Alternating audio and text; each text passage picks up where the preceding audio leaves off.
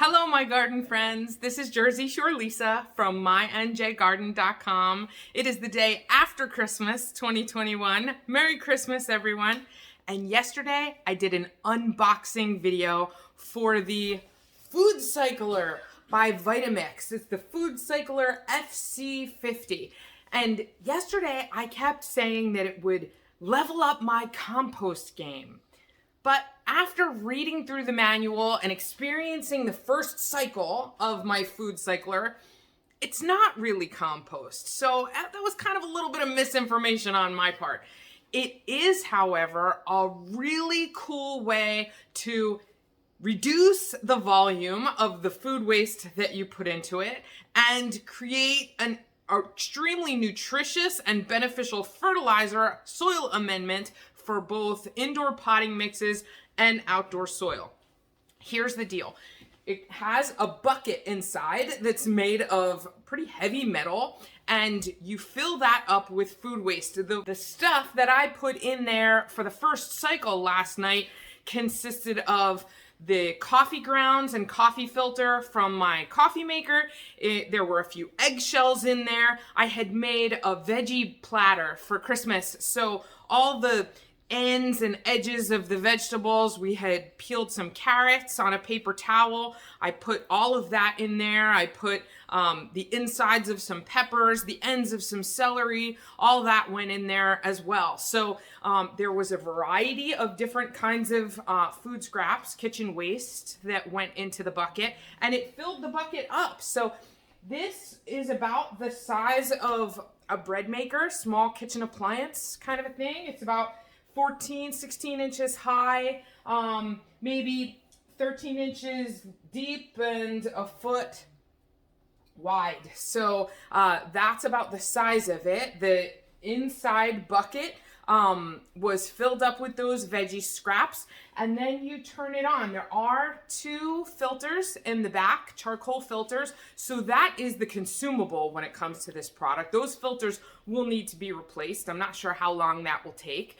The manual says that the cycle can take anywhere from 3 to 8 hours. We turned the machine on about 5 p.m. last night, and the cycle ended around 10 p.m. So it did take 5 hours. The machine was very quiet while it was running, and I wanted to open it up this morning and show you guys what the Foodcycler made. So let's take a look. Here is the box that the Foodcycler came in. And now let's take a look at the Foodcycler. You can see the top.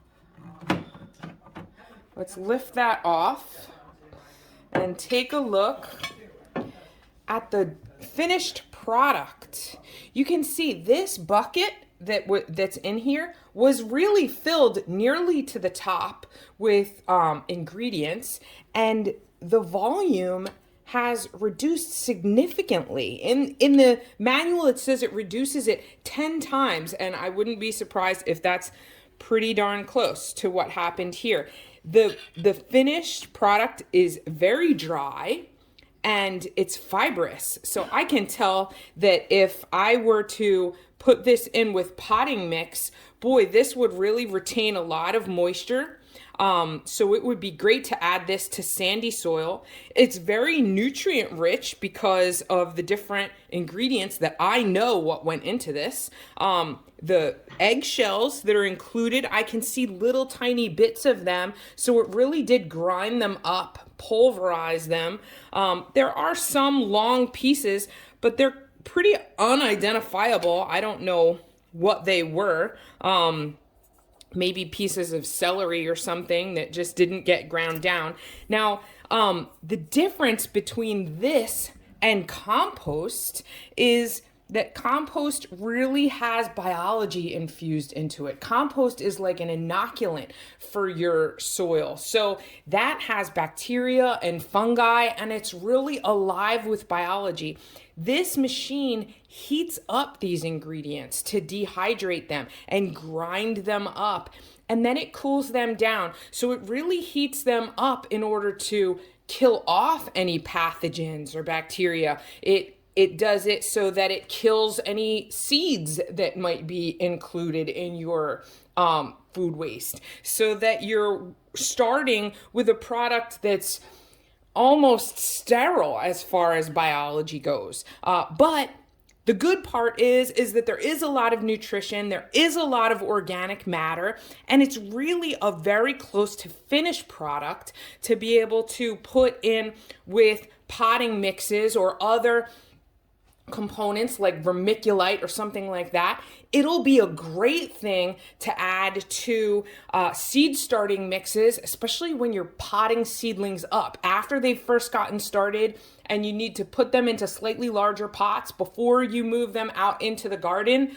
Boy, this will be great to give them a really strong start and make sure that your seedlings have a good shot when they go outside, because this is going to have a lot of nutrition in it to help you get those seeds started and get really strong plants.